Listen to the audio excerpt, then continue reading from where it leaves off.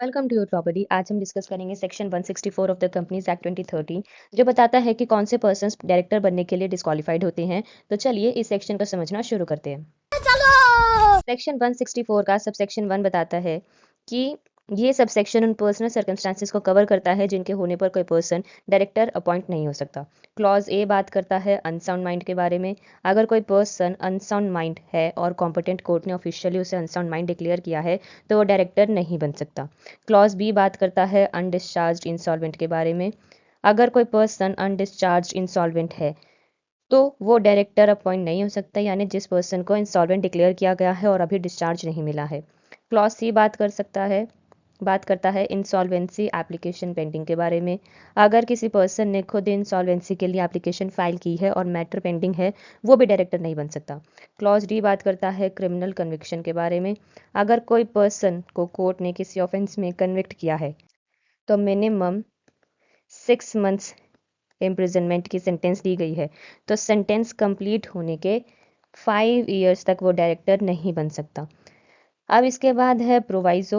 ये बताता है कि अगर इम्प्रिजनमेंट 7 इयर्स या उससे ज़्यादा है तो वो पर्सन किसी भी कंपनी में डायरेक्टर बनने के लिए परमानेंटली इनएलिजिबल हो जाता है। नेक्स्ट है क्लॉज ई। ये बताता है कि अगर कोर्ट या फिर ट्राइब्यूनल ने किसी पर्सन को डायरेक्टर बनने से डिस्क्वालीफाई कर दिया है तो जब तक वो ऑर्डर इफेक्टिव है वो डायरेक्टर नहीं बन सकता है। नेक्स्ट है क्लॉज एफ। ये बात करता है नॉन पेमेंट ऑफ कॉल्स के बारे में।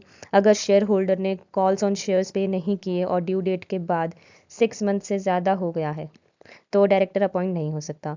क्लॉज जी बताता है कि अगर पर्सन को सेक्शन 188 के ऑफेंस में कन्विक्शन हुई है और कन्विक्शन पिछले 5 इयर्स के अंदर हुई है तो वो डायरेक्टर नहीं बन सकता। क्लॉज एच बात करता है कि अगर पर्सन ने सेक्शन 152 सबसेक्शन 3 की कंप्लायंस नहीं की तो वो डायरेक्टर अपॉइंट नहीं हो सकता। क्लॉज आई बात करता है अगर पर्सन ने सेक्शन 165 के प्रोविजंस कंप्लाई नहीं किए तो वो भी डायरेक्टर नहीं बन सकता। नेक्स्ट है सबसेक्शन 2। ये बताता है कि यहाँ डिस्क्वालिफिकेशंस डायरेक्टर के पर्सनल कंडक्ट की वजह से नहीं बल्कि कंपनी के डिफॉल्ट्स की वजह से लगती है। जैसे कि क्लॉज ए बताता है कि अगर कंपनी 3 कॉन्टिन्यूस फाइनेंशियल ईयर्स तक financial statements annual returns file नहीं करती है तो उस कंपनी का डायरेक्टर डिस्क्वालीफाइड हो जाएगा। क्लॉज बी बात करता है कि अगर कंपनी डिपॉजिट्स रीपे नहीं करती है, डिपॉजिट इंटरेस्ट पे नहीं करती है, डिबेंचर्स रिडीम नहीं करती, डिबेंचर्स इंटरेस्ट पे नहीं करती है, डिक्लेयर डिविडेंड पे नहीं करती है और ये डिफॉल्ट 1 ईयर या फिर उससे ज़्यादा कंटिन्यू करता है तो डायरेक्टर्स डिस्क्वालीफाइड हो जाएंगे। कॉन्सिक्वेंसेस क्या है सबसेक्शन 2 के? ऐसे डायरेक्टर्स 5 इयर्स तक सेम कंपनी में रीअपॉइंट नहीं हो सकता और किसी दूसरी कंपनी में डायरेक्टर अपॉइंट नहीं हो सकता। इसके बाद है प्रोवाइजो। ये प्रोवाइजो बात करता है relief for the newly appointed director के बारे में। अगर कोई पर्सन ऐसी कंपनी में डायरेक्टर अपॉइंट होता है जो पहले से डिफॉल्ट में है तो उसे इमीडिएट डिस्क्वालीफाइड नहीं माना जाएगा। उसे 6 मंथ्स ग्रेस पीरियड मिलेगा। इस ड्यूरेशन में वो उस कंपनी के डिफॉल्ट्स को रेक्टिफाई करने की कोशिश कर सकता है।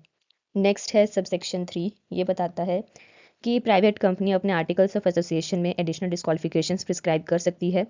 फॉर एग्जांपल एओए प्रोवाइड करे कि जो पर्सन कॉम्पिटिटर कंपनी का डायरेक्टर है वो डायरेक्टर अपॉइंट नहीं हो सकता। ये वैलिड हो सकता है। इसके बाद है एक फाइनल प्रोवाइजो। ये बात करता है कि क्लॉजेज डी जो कि था क्रिमिनल कन्विक्शन, क्लॉज ई और क्लॉज जी के केसेस में सिर्फ अपील फाइल कर देने से डिस्क्वालिफिकेशन ऑटोमेटिकली सस्पेंड नहीं होगी, यानी कि कन्विक्शन या डिस्क्वालिफिकेशन कंटिन्यू रहेगी जब तक कॉम्पिटेंट अथॉरिटी उसे सेट असाइड ना कर दे। ठीक है। If you found this video useful, do not forget to like, share and subscribe your law buddy for more such legal content. Thank you.